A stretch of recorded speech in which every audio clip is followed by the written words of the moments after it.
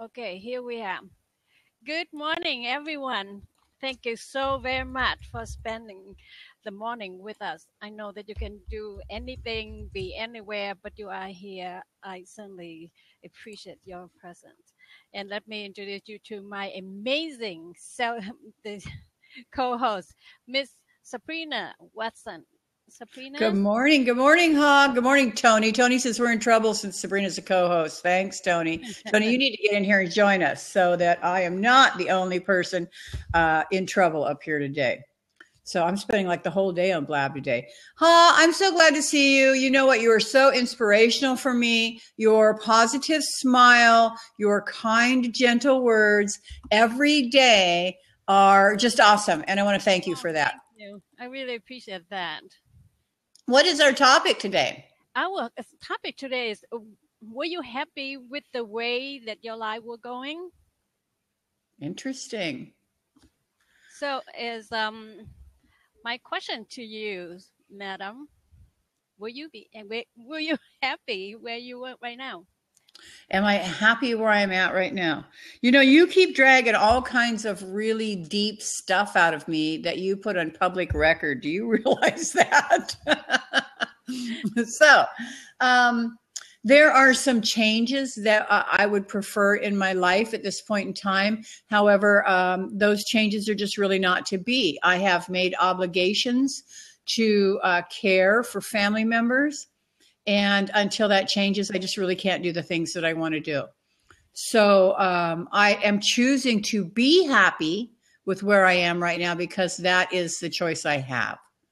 To change it, to change the path that I have currently or my current situation would be a horrible thing to a lot of people. So I can't do that. I just have to live with what I have and learn to be happy with what I have right now. I know that I'm trying to put some things in place so that when my current situation changes, I take care of some elderly people, family members, as you know. And at some point in time, clearly that will end. So I'm trying to put some things into place so that when that ends, that I will have the time and the resources to go do some traveling and do some things that I want to do. So yes, I am happy with the way my life is going, sort of. Wow, this is a very powerful statement, and let me tell you why. Because according to a lot of people know a lot more than me, they said happy is an inside job. It is And an it's inside also job. a state of mind. Now, when you make up your mind, I mean, people will think that you might be crazy when you keep on saying, "Tell me to think happy." No, because see, if you're thinking happy, because happy is the state of mind, something that you cultivate. Like you said, you look Mhm. into it and you say, okay, if you want to looking at something that for you to be sad or to be feel so alternate or victimized yourself, you can do that. But you can count on your blessing as well, and because that is the root of happiness. Good morning, Tony. I want to make sure that we welcome Tony. Hey, Tony, Good what's morning, Tony. happening? Hello. I connected with Tony and Taha and I both connected with Tony earlier today. So nice to see you again.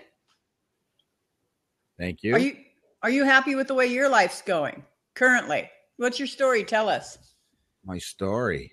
Yeah, Well, are you my happy? 5-part miniseries. No. Once upon a time. No. Well, life has changed. I mean, I've had within 10 months now, I've had 3 heart surgeries.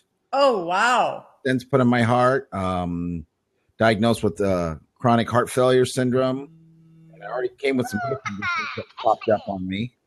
But you have to change your way of life. And for me, I started doing that after the surgeries. I said to myself, I got to work smarter, not harder. So I got to stop doing all the physical things and start doing brain type things. And that's where I'm trying to utilize my skills of knowledge via the internet. And so my life is just now starting to take off. I'm planning for next year because this year is almost over.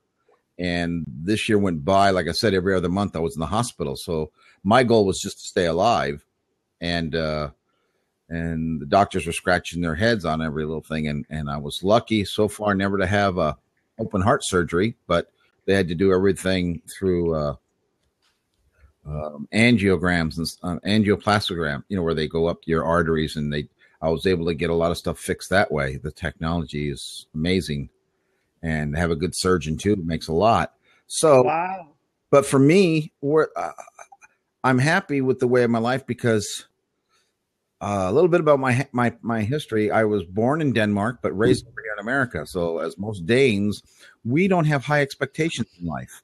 We're not sitting, I did Americanize myself by wanting to be the multimillionaire when I had a family business. And after 20 years, we had to shut it down. I was in manufacturing.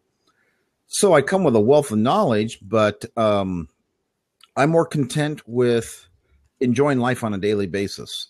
And you're not able to do things if you can't fulfill your happiness by simplicity. And if you have to prop it up with going places, doing things, and meeting so many people and trying to squeeze a schedule in, you're not happy. You're just another person in the cog of the machinery of getting by the day without making yourself happy. Or my biggest happiness is to make somebody else happy. And I always say, if I'm not happy, no one else is. So I'm thankful for every day that I wake up. When I go to sleep, you never know if you're going to come back. So I enjoy each day to the fullest. It doesn't mean I have a bucket list and I go out and I do things, but I mean, everybody could say where their life goes. So I just want to conclude with the fact that I have no expectations. I start each day and say, what can I accomplish? And some people say, well, you didn't do anything except be on Blab all day. And I said, well, I did. I met a lot of people. See, my time is priceless. You cannot pay for that. Actually, you know what? I don't care if I hang out on Blab all day. It makes me happy. I meet a lot of people. Speaking of that, hi, Jeremy. Good morning. And if that's what you love to do, and Tony, regardless of anybody have to say about how you spend your life, as long as you spend your life the way you want it, the way you see it, how it fits, that's all that matters. Yes, that's true. Thank you. So, Jeremy, dearest, here's the question to you, sir. Were you happy with the way your life was?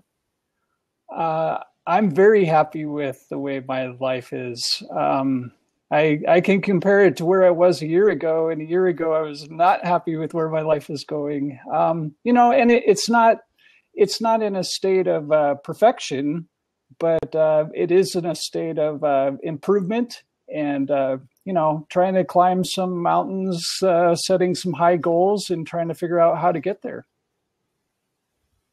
And unlike Tony, I have Norwegian descent, and so we do have a little bit different Scandinavian expectations, or perhaps they diverge a little bit. But Norwegians, we expect great things, but we also expect great hardship, especially in winter. So. But see, life is so uncertainty. And then what Tony just said, having, I apologize if I step on your toes, Tony, but again, you don't have to wait until death knocks to your door and then you're beginning to live fully and, enjoy it and beginning to live today. That is true. I mean, prior to the surgery, I mean, I got sick in 2007 with a rare condition that the doctors couldn't figure out. And my diaphragm doesn't work. My phrenic nerve doesn't work. So that's a big item in your body to keep your oxygen inside your body oxygenated. And they're like scratching their heads. Why am I doing so well? And no, I mean, what I said when I was growing up, I mean, I tried to strive for that, got to be a millionaire, got to do this, got to have your own business. And you worked hard, and I didn't put life in front. I put, the almighty dollar, or the greed of trying to get somewhere, and I lost it all. So the thing is, once you lose it all, you build yourself up. You have a different attitude. And I was doing stuff up until last year when I got sick, and then I said to myself, this year I've been recuperating, and now I'm not doing anything different, except I'm making sure that I don't make that mistake, that I'm making sure that I'm happy every day of me doing the right things in life, because you could die any day. So with that in mind, you don't want to sit there and shut yourself down. But I have a different attitude, and I've had this attitude for years. But now, as mortality sets in on most people, you never know when you can go. So the idea is to always live that day as if it's the last day. And I want to know when I go to bed that I made somebody happy today. You see, not what did I accomplish of, did I close any deals? Did I do this? Did I do that? No. Did I put a smile on somebody's face? That's what means to me now. I'm happy with the way my life is going now, because these things, like I said, you don't have to say hello to somebody in the grocery store, but I choose to. And if they're not smiling, then there's something wrong. And if I can't put a smile on their face, with a comment or a nice gesture or a joke, then, for me, I'm going, wow, I like it when people talk to me, so I talk to others. I'm an outgoing person, so that's my happiness. Tony, if I may, I would like to say something, and hopefully that you think about it. The fact that you are still here, like you said, the doctor definitely have to scratch their head and don't know how to explain it. So now the question is, you said, okay, my device, my higher self, my God, or whatever, must have some purpose for me. And your question is to asking yourself, what purpose that can you serve? Because by sharing your story and to see that you are get up in the morning, get on the blab, that's very inspirations, because you are doing something. You can very well sit on the couch and just say, wow, how unfortunate that I don't feel good, but you do something about that. And then I think that, whether you want it or not, if your device have some purpose for you at whatever you've gone through, that is, you are on the job training, my friends. He or she want you to go through that in order for you to have the compassion to help other people. And, take that responsibility gratefully, and knowing that you have a purpose, your device have purpose in mind, and that the fact that you are there, you have to save some life. You have to make somebody smile. You have to make somebody happy. That's how I see it. Yeah. Well, I don't have to. I want to. See, there's a big difference when people put in that they have to do something, like, oh, I got to earn so much money this week, or I got to do this, or I got to get to this level. I threw away those, and without bringing in my faith of God, that's all I enjoy and I live for. So everything else falls into place for me, not necessarily for anybody else, but for me. And again, it shows because of my happiness and my content and my humbleness and humiliation in my life from my past and my thinkings, that I can move forward and not be like I used to be, where I wanted to be the center of attention and I wanted to, I was always right and everybody else was wrong, because we all go through those stages, I think. And, but, through this networking and things like that, I've learned I've met more people in Blab in the last, I've been on it for 80 some days and been going in and out of different meetings. I met more people than I have in 10 years. Yep. My co-host there, Sabrina, I gained such a great respect for her because she is Sabrina, and because what she is doing or what she was doing. So by caring for elderly, what do you think? Is true of what I'm saying it, or sometimes you're tired and you just don't want to try anymore. You don't want to too many.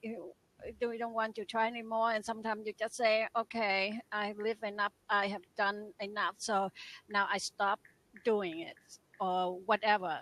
And then by the time they're saying that means they start to give up and their health start to decline.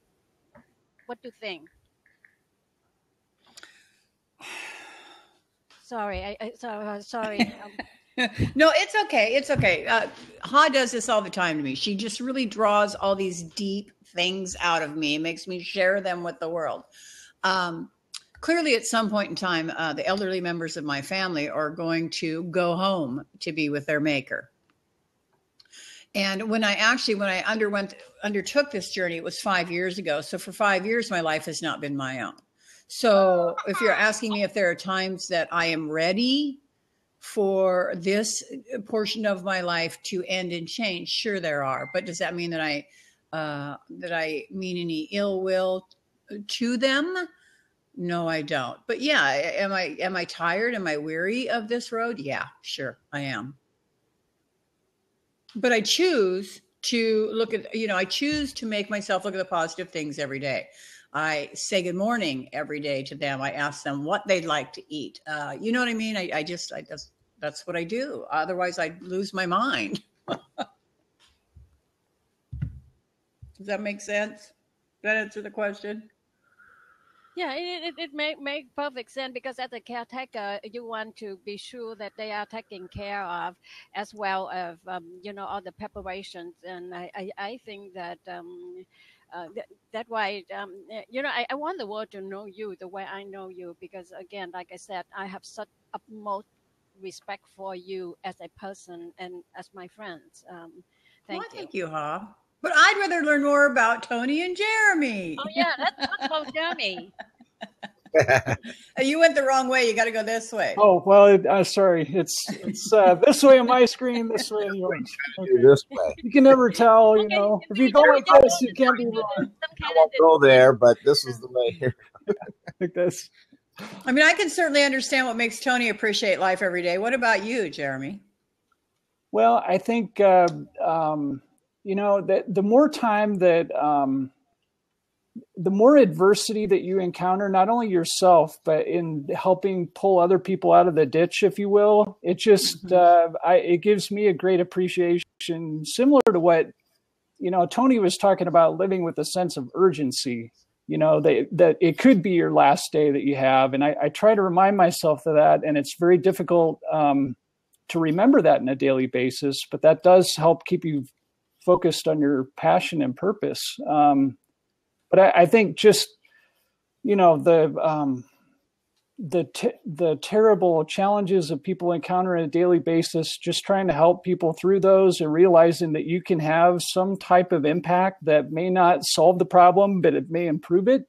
It may give them solutions that they don't already have, or at least putting them in touch with people that can help pull them out of that situation and, transform their life in a positive way. I mean, that's what keeps me going. Just realizing that I have that transformative capacity, and I'm still trying to develop that a little more, but, realizing that that's there and trying to, help people whenever I can, whenever they ask me to, as long as I have the time and capacity to do it. Mm-hmm. Agreed. Absolutely agreed. Norman Vincent Peale, he said that sometime that I don't know in what context he mentioned it.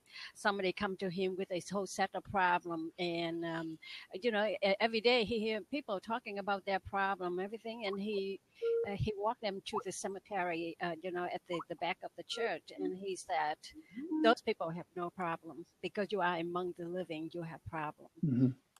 And then so every time that I have problem, not just because I'm going to celebrate, but again knowing that I'm among the living. So to me, life will be so boring if you don't have up and down. You don't have the sense of appreciate to life. Just like the weather, winter make us appreciate spring better, and then when you happen to be in the ill health. And when you're healthy, you appreciate your healthiness. Right. And me, it's just like I think that the whole thing in the universe, one thing have to give us some kind of appreciate for, and then to do the contrast and knowing that, okay, even then we want to say that how unfortunate our life is, but if you look around, we pretty live a good life, because if you compare to as a refugee, I can tell you that when you see the people running, and then the refugee on the news, and we are those people. We know what we're running away from, but we don't know what we're running toward. And that is, life is so uncertain. Chuck says, as a question, can always feeling an urgency fill your head with urgent thoughts, not necessarily important thoughts? The urgency is a very great way that to really turn your head to make you look in reality. Because without the urgency, if you're seeking for the important, what is important? What important to you might not important to me. But if for your own sanity, in order for you just to really turn your head or to do something drastically, the urgency have to be there. Is that what you're looking for? Does that help, Chuck? Does that answer your question?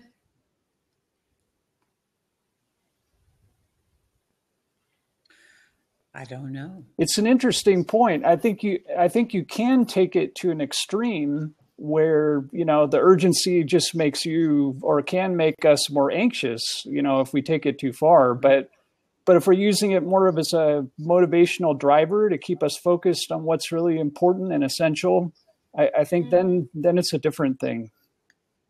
Mm-hmm. So it's a matter of balance. It's a balancing act. And, sometimes we have to pull those levers a little bit to make sure that it's at an equilibrium point and not going to an extreme. I think that your thoughts, I understand where Chuck's going with this, but because I have read The Secret. And so where I think Chuck is going with this is that the thoughts that you place in your head begin a snowball effect. So if you're placing if you're filling your head with urgency, does it compound those urgent thoughts and change them into not necessarily important thoughts? And I agree with that. I think that's all about whatever you put in your head. It appears to me that it compounds. Now, I've recently read The Secret and I studied The Secret, and that's one of the things that I've discovered is whatever you think compounds and eventually manifests itself. So I don't even know if that's on the same topic, but I'm throwing that out there. What do you, can you elaborate a little bit about what you said, just saying about the urgency, Jeremy? Well, I guess I'd put it this way. You can look at urgency and think of it kind of as in an obsessive compulsive sense. So it's, you're always in a hurry, but then you're not going to, then you start to lose touch with the present, and then you get caught up in, really, then you get caught up in the future. You get caught up with your to-do list, and your to-do list is driving you crazy. But I think just realizing if we can focus on what's essential, if we can pick the 3 things that we have to do every day and accomplish at least 1 to 3 of them, then I think that's a healthy sense of urgency. If we're thinking we have to do 50 things, we only have time to do 17, then we have that divergence is a problem. Well, I agree with you there, because we don't have time to do everything. Right. However, we certainly do have some time to do a few things that's important. But the urgency to me, it just like have raised itself to the top priority. Let's say that you want to save the refugee, the thing that you need to help them to survive first before you can help them to adapt it to the life in America. Because first thing first, they need to be alive first in order for you to extend your existence at later time, whether to help them reach their goal or to have their life in America. But, just like food, shelter, clothing, medicine at the time we need it, that is the urgency. Yeah. That's how I look at thing. Urgency should be graded based on the priority. That's correct. I agree with you totally, Chuck, because the urgency, sometimes it is our top priority, but sometimes the C list can come up to their priority, their urgency. For instance, a simple thing is just like garbage. It's just like if your wife or your husband or you thinking that, I need to take the garbage out there. It's not something that important. You said, I will do it tomorrow, and you forget it. Then 3 days later and 7 later, the smell, the garbage will create an urgency that you must stop everything and to remove that. Does that make sense? I'm going to step out of here so I can invite Chuck to come in. Chuck, do you Yes. have a minute to come in? Thank you, Sabrina. Quick, so we don't confuse urgency with our way of life. For me, I didn't have this aspiration to turn to God because of my heart condition. I've been, a Christian in faith for over 30 years and still growing, but it was always on the back burner. Business was first. Mm-hmm. Then it was between God and family, and I messed those things up. So I got my priorities squared away, and then I started getting sick in 2007 when I thought things were going good. And then this past year, all this other stuff. So for me, urgency is I have to take insulin 4 times a day. So that has to be done. Otherwise, I have repercussions. That's an urgency. But my faith is first, then my health, and then whatever I do afterwards of work. And again, don't mistake your work, the urgency of getting a project done. We're talking about were you happy with the way your life is going? And that's the urgency in the sense of where's your priorities? Where mine's not to be the big superstar that I got to be on every blab show at once, or I got to go to, all the movies every time a movie comes out. And I have to, the urgency is I got to go see that movie. Yeah. So, hi, Chuck. Yeah. And that's what I'm saying. Everyone has a different one. And for me, mine had to change around from like Chuck says, your priorities. And you don't want to have all these things in your baggage of your head of these urgencies that are basically tasks, because that's not your life. That's just part of your situation of what you got yourself into. Am I understand that correctly, Chuck? Absolutely. So for me, like I said, and for a lot of people, they're going to have other faith or religion, or they're going to be into their health. You're going to find someone that lives 24/7 at a health gym. When they're not working, they're working out. So that's their priority. That's them. And like you said, it's, everyone's different, and we can't judge what I do that's going to be good for Jeremy or for you, and vice versa. So we have to make sure that we walk every day happy with our lives. And that's what I'm saying. This is how I do it for me. Chuck, let me address that before I ask you that question.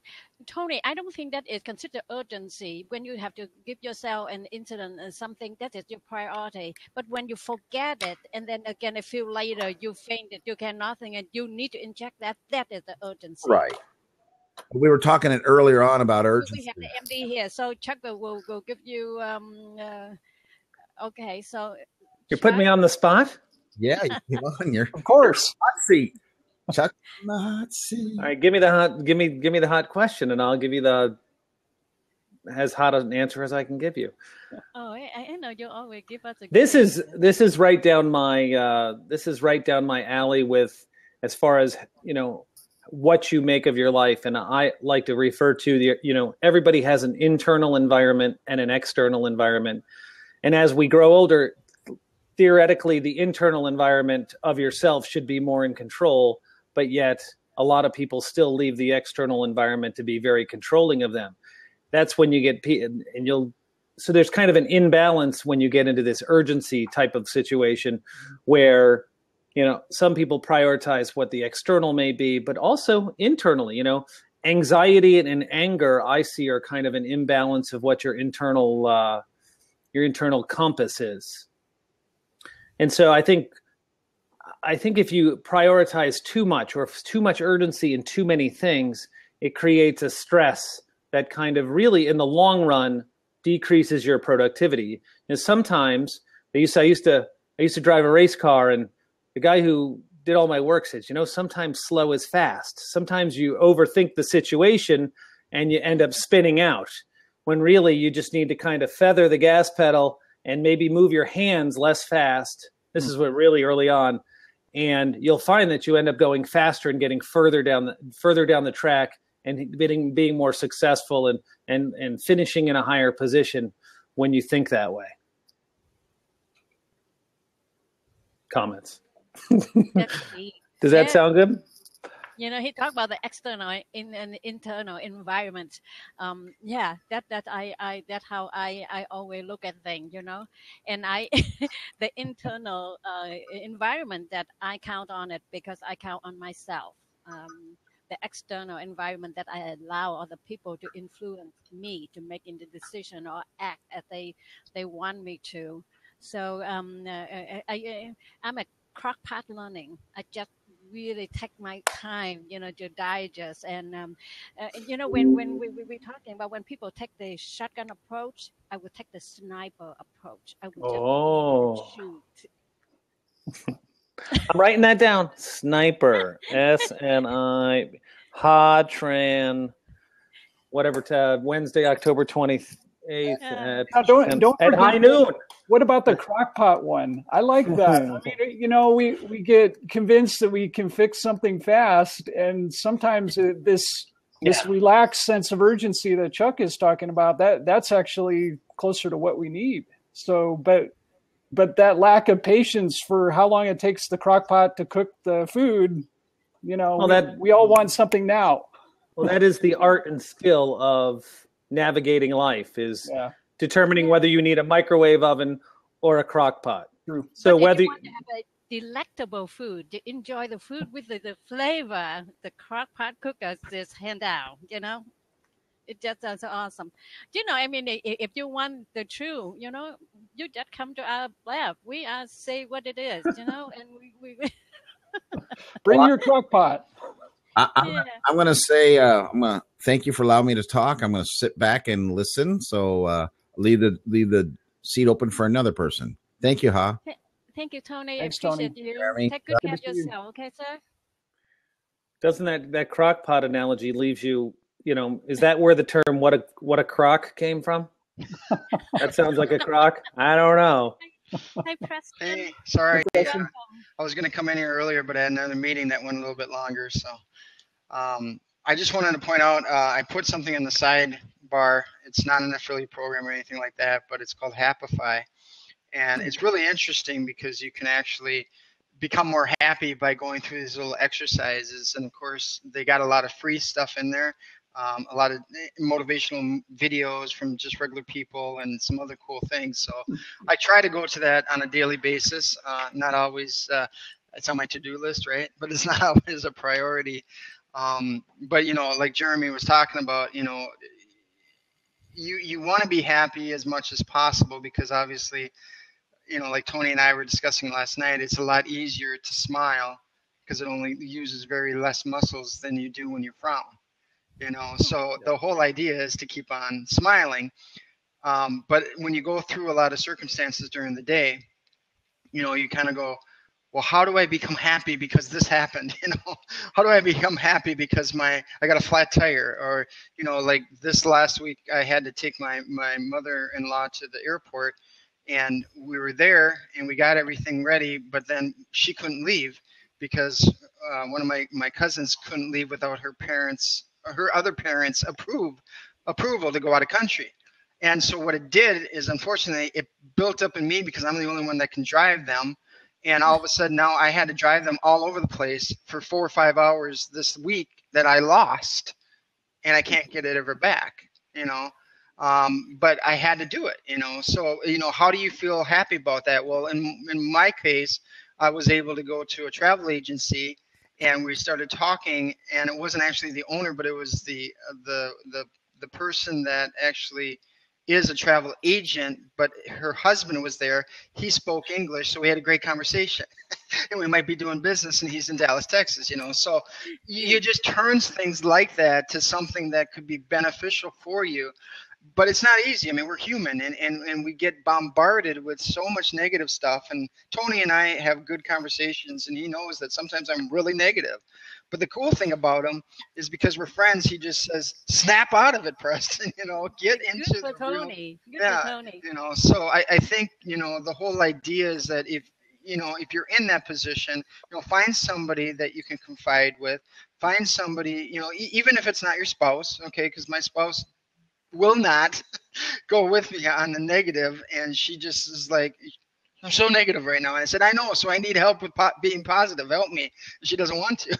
So, because she knows it's a job, but I think the whole point is that if we all kind of work together and be able to help each other become happy. I mean, obviously, like Tony, I have a relationship with Christ. So he, going to the Bible and reading and exploring who Christ is in me should make me happy. But again, I'm still human.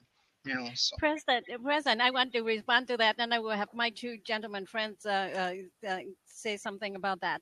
Mm-hmm. First of all, easy for me, for you to think happy. First of all, you have a car that you have a flat tire for you to change, and get what? You have the parent or mother-in-law.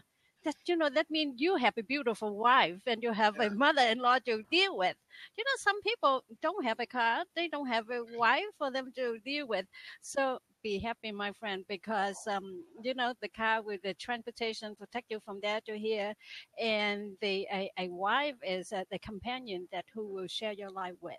And, this is something that, you have to deal with. But to think again, just say, wow, I'm lucky. You look at your wife and you just say, wow, that woman with that caliber love me and be my wife. I'm a lucky boy. You know what I mean? I appreciate that too. I mean, sometimes you take things for granted, Especially Americans, we have that tendency, I think. Okay, guys, what do you say to that? I think that a lot of times we're victims of circumstance, and it's easy to let circumstance upset you. Mm-hmm. And again, that goes to, is your external environment controlling or having an undue influence you? And it really takes, even I know from my own personal experience of years of being affected by this, it just takes practice to realize you have to stop and almost talk to yourself a little bit and say, listen, this is beyond my control. And now I have a choice. I have a decision tree right here. I can get upset, and all I'm doing is disrupting myself, which is not going to bring any kind of change in the outcome of this. In fact, sometimes imagine you're playing in a soccer game and the referee calls a foul on you, and you go and get in the referee's face and scream at the referee. All that does is make him biased towards you, which basically puts you at a disadvantage further on along in the game. So you almost have to say, don't do this to yourself, keep the advantage, and move on. Mm-hmm. So your mom or your mother-in-law or your grandmother, or whatever, missing a flight. These things, they just happen. And it's like road rage. Road rage is something that isn't personal till you decide to make it personal. But the only environment that truly, as long as you're not hit or somebody, there's not an accident, and I live this one. I don't anymore. The only environment that gets harmed is what's inside that metal and glass and plastic box that you're sitting in. Mm-hmm. That's it. They're long gone, or wherever they may happen to be. And you can either choose, I used to choose to drive me nuts. And my wife used to always say, they don't hear you, but we do.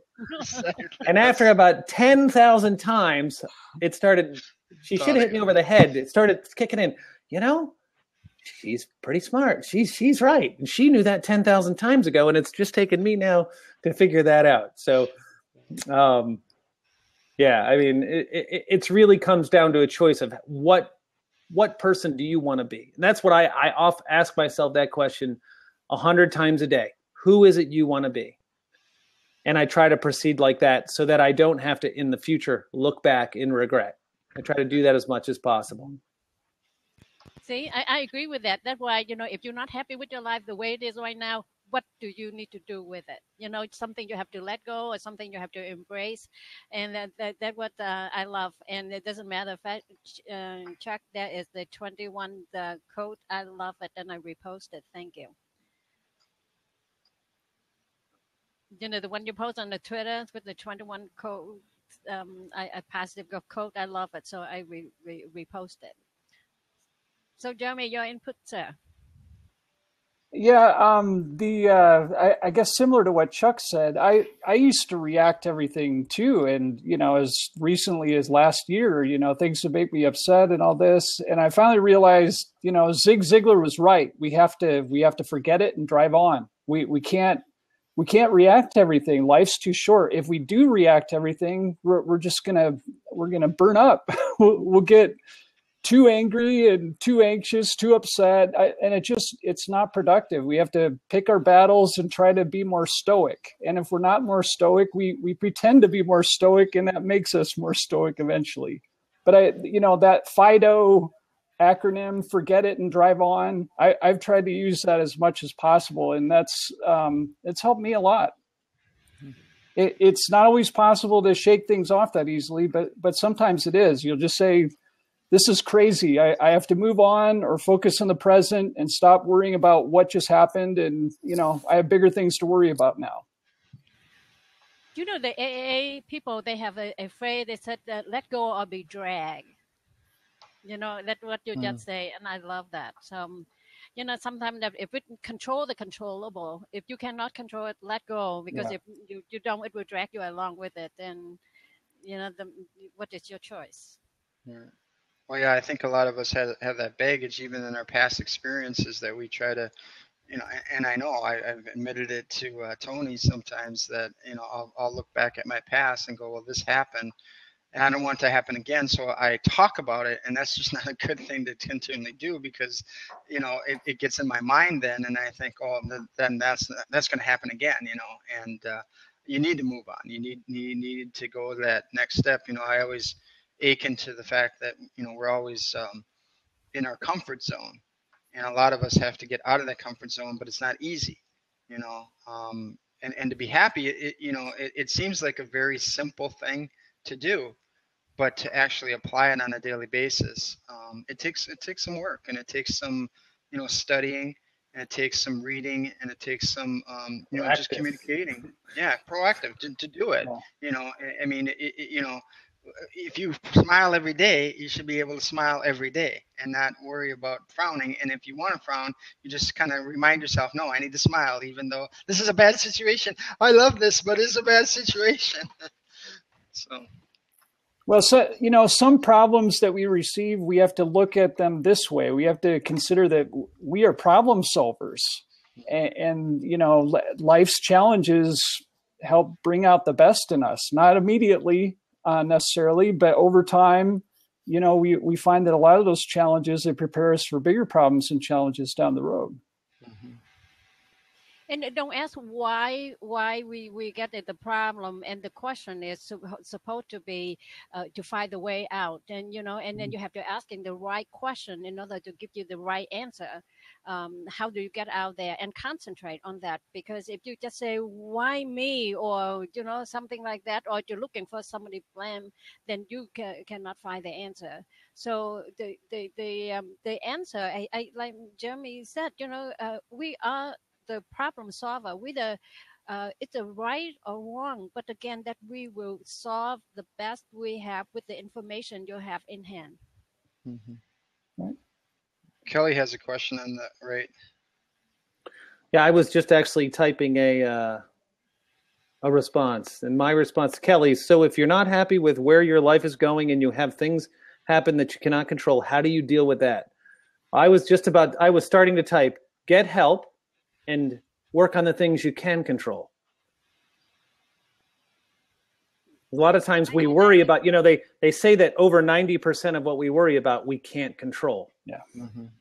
So you work on that 7 to 10% that you actually have an influence on, and just slowly chip away from that. And as you get more efficient with dealing with things, all of a sudden things that you once thought were difficult to deal with become easier and easier. It's really kind of a practice and hanging in there, having the desire to do it.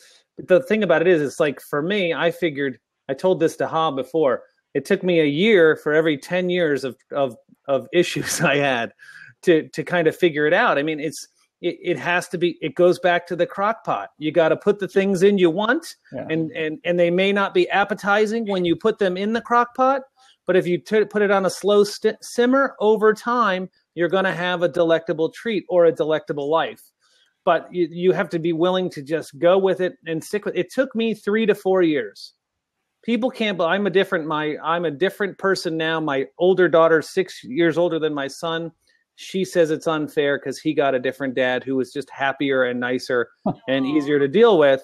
And it was really a matter of I was, I made the Ha for Hope stew. I put what I wanted in, and I just kept at it. And if I failed, I just kept going. I didn't, a lot of people, myself included, you go on a diet and you break the diet, you eat a piece of pizza, you say, oh, that's it. I might as well eat the whole pizza. Well, you can't have that when you're talking about your life, which is everything. Mm-hmm. You can't just give up that easy. You've got to realize the people that seem put together or that really are put together is something that they've developed over a long time. They just didn't wake up one day and decide, hey, I'm going to change everything, and they became a changed person. That change has to be built in over habits, overlapping habits that are just too numerous to count, that grow into, like a blossom, like they say, a seed. It's what you plant. If you plant corn, you'll get corn. And if you plant, poison, you'll get, poison ivy, you'll get poison ivy. But it's what you nurture over time as you grow it. And you just can't give in. It's that persistence. And the people that become successful persist in their business. Right. And some people, Preston talked about, being a man of faith in the Bible. Sometimes the Bible gives you strength to persist. Mm-hmm. It doesn't do it for you, but it helps you find the inner strength to persist on that path. And the people that hang in there find really a whole sense of fulfillment and a great spirit and success, both emotionally, as I say, socially, emotionally, physically, and professionally. Oh, well said, Chuck. Because for any solution, every situation that we are, every situation have a solutions, or we have to making the decision. Go ahead and make it, because if you don't make it correct choice, then we can make it again, because you're making the decision based on what you have in hand, the information, whatever that have, some decision that you make today, maybe 5 years ago you wouldn't dream of making such a decisions. Now you can Google everything and you get all the information to help to support whatever that you want to decide. But in the old day, you just do the best you can, and I think that making the decision and move on, if you don't like the direction, just like you are on selling, I keep on metaphor here, if you don't like, the wind you cannot change, but you can change the way that, the direction that you are going. Mm-hmm.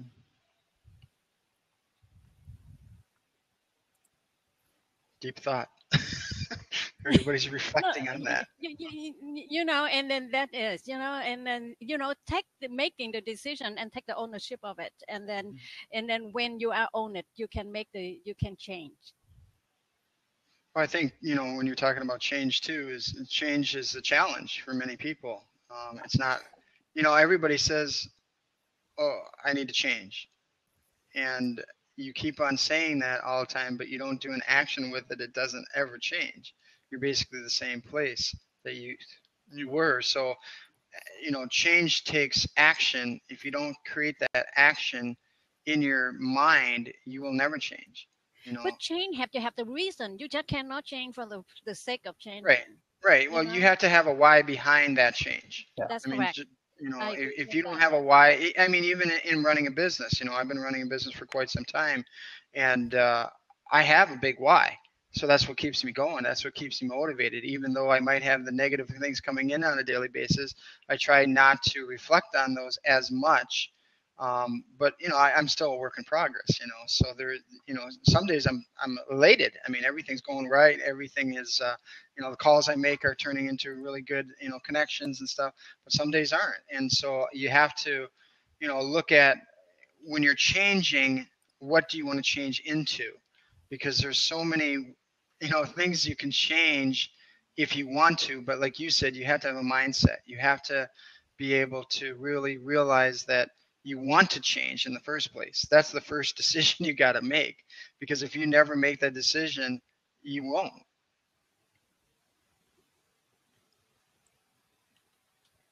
No, because we need to manufacture reasons. We need to embrace it, and we need to know that. And again, if your why, somebody said a very powerful, simple but very powerful. They said, you have to acknowledge and recognize that your why is larger than your butt. Mm-hmm. Some people have big butts. Right. That's why they can you have to be. Good... Hey, you have to be wise. Better than your butts. No, there's something in there. There's something funny in there. I know there is. There's something about wise and butts, but wise and butts. But you're talking about change, and if you cannot change, then you will asking yourself, what if? Because what if will make you just like seeking for further. What if you just like so stubborn enough to hold on the static code, and what's going to happen, and what if you change what's going to happen, and you're looking the outcome that might be enticing you to keep on moving. Absolutely. I actually call them, kind of playing the words, I call them phonelies and dove butts. If only, and I could have, should have, or would have, but. So you have to determine what your dove butts are and what your phonelies are, and then take away the obstacles, get a little help, and anybody can. The one thing I've learned, I had thousands and thousands of patients in pain management that were just really great at sabotaging themselves. And you learn from how the things not to do, but then once in a while, you'll get people that really turn it around and you see what to do. And so what you end up doing is you see so much possibilities for so many people that are otherwise have put so many self-limitations on themselves, and there's so many if-onlys and could-have, would-have, should-haves, and a lot of times it's something external. And if you can gain the humility to figure out that you have so much more, ultimately you're in control, no matter what. Ultimately, if you get mad at the travel agent or at somebody at the airport because somebody missed a flight, ultimately that is your decision whether to get mad at them and how to deal with it, no matter what. And people, you can make an argument against that, but there really is no argument against that. Because then what you're saying is you're externally, there's somebody's, now you can be physically controlled. There is a ways to people that can be controlled, but you've got to weigh those things. You could lose somebody could threaten your job, and you have that decision. You got to do the plus and minus thing, but still. Ha, are you there? Yes, she is there.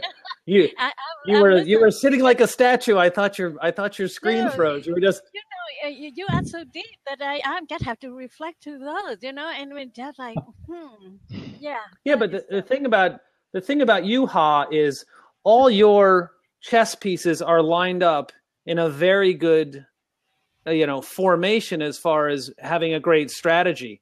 But you've developed that over, again, the same thing, over thousands, if not millions of observations and decisions and really conscious and unconscious choices. Well, they usually start off as conscious choices and develop into really habitual unconscious choices, which have put you where you're at today. Oh, you are absolutely so it's right. really was under your control, and yes, we get high clapping for Ha, because she's, I don't think there's anybody on here that could argue that you're not put together well and have, a temperament and a personality that is desirable, is pleasing. So that's my compliment to you.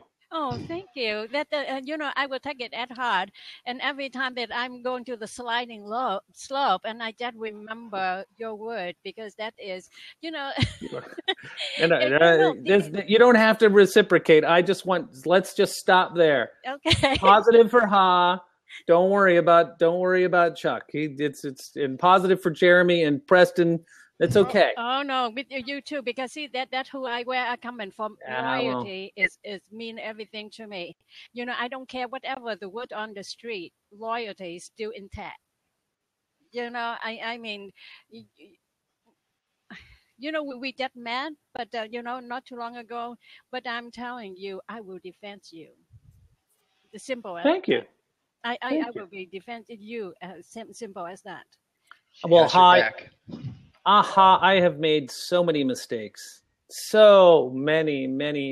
I had a good discussion with two friends of mine last night, and all I can say is I can't really laugh at things that people do and mistakes they make and misinterpretations in the way they react, because I've made them all. I've just done so many foolish and stupid things over the course of my, let's just say, more than 30 and less than 100 years of age.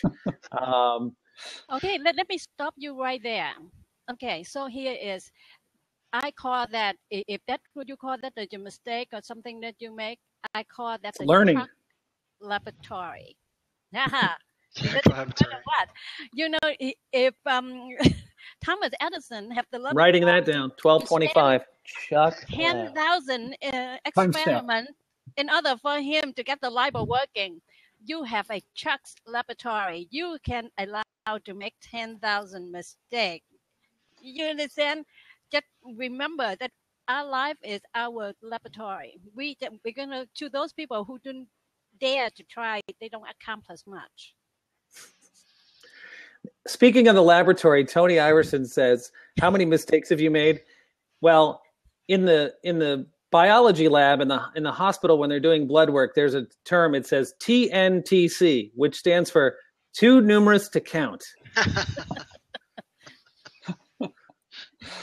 But luckily, that's where wisdom comes in, and learning about yourself and having humility, that I make a lot less mistakes now than I once did. And I'm able to actually help a lot of people because I've made the mistakes for them, like your children. You hope that you make the mistakes for your children so that they don't have to.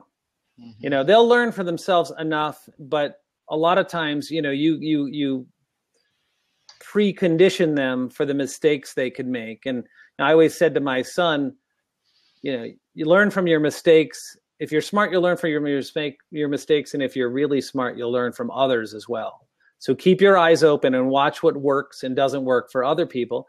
You know, that's the whole, you know, Sean would, you know, talk about NLP and modeling and things like that. That's where that comes in. Yeah, you don't have all the time in your lifetime to learn all by your mistake. That's why the smart thing is to learn from other people's mistake as well. And that take a lot of observation and pay attention, open-minded, and you know, see, because you don't know what you don't know, and people don't know what you don't know. So you know, you have to do the best with what you have, and keep on going on. And again, when I wasn't kidding when I talk about Thomas Edison's 10,000 tribe until the light bulb. And like you said, you know, your life, whatever that is, maybe you don't think you can shine the light to anybody else, but to your children. See, you have the laboratory, and then now you have the light that you light up the way for your children or the people near you. And for me, I affecting by it, Tony, Chuck. You shine the light for me also. Thank you. You're welcome. All right, I'm going to take off. Speaking of paying attention, I've been out of town for a week, so I have to pay attention to my significant other. Nice to see you, Chuck. I will see. I may pop back in here in a second. I'll listen, but I'm going to. So take care, everybody. We'll see you next time. All right. Thank See you. Chuck. Thank you. Thanks. You are my favorite MD. Hey, Sabrina. Sabrina. Okay, I just have to say I'm sorry that I didn't get to chat with you, Chuck. What Chuck just say, Jeremy? I think you know, it's interesting. You know, we think about mistakes that we've made. I think they are lessons, though. I think you know, we all have lessons that we need to learn, and I think the way I would put it is we're all mad scientists without the madness. We have the ability and capacity to change things dramatically for the positive, and you know, it's not crazy to be constantly reinventing and creating and learning lessons from our past, from our experiences, as some people are saying here. Okay, so you guys are going to forgive me. First of all, I want to say to Chuck, hey, Chuck, I'm sorry. I guess I didn't get to hang out here, but it only supports 4 people in the seat, not 5. No, I could have got out too, Sabrina. You could have just said. Oh, no, that's okay. We've lost you. We can hear you, though. We can hear you, but we can't see you. It's very strange. And we are at the top of our hour, Ha. Ha, do you? Where are you at? She's gone into the ether. I'll come out and see if she comes back in. I got to get to. Thanks, Preston. See you, Preston. It doesn't even show her in the room. Ha, can you speak? We could hear her a minute ago, and hear her at all. Very strange. Okay, well, we're at the top of our hour, Jeremy. So I'm going to go ahead and just end her blab here because I have another commitment myself also. So I'm going to just say, hey, you guys, thanks for joining us. Oh, what happened here? I think I just lost myself. Okay, no, I didn't. I'm back. Okay, so hey, everybody, thanks for joining with us. We are here every Wednesday with author Ha Tran, spreading her message of hope at 11:30 p.m. from 11:30 p.m. to 12:30 p.m. Eastern Time. Please feel free to come join us and pick some of her wonderful positive vibes up and take them with you. So have a great day, and we'll talk to you soon. Thanks, everybody.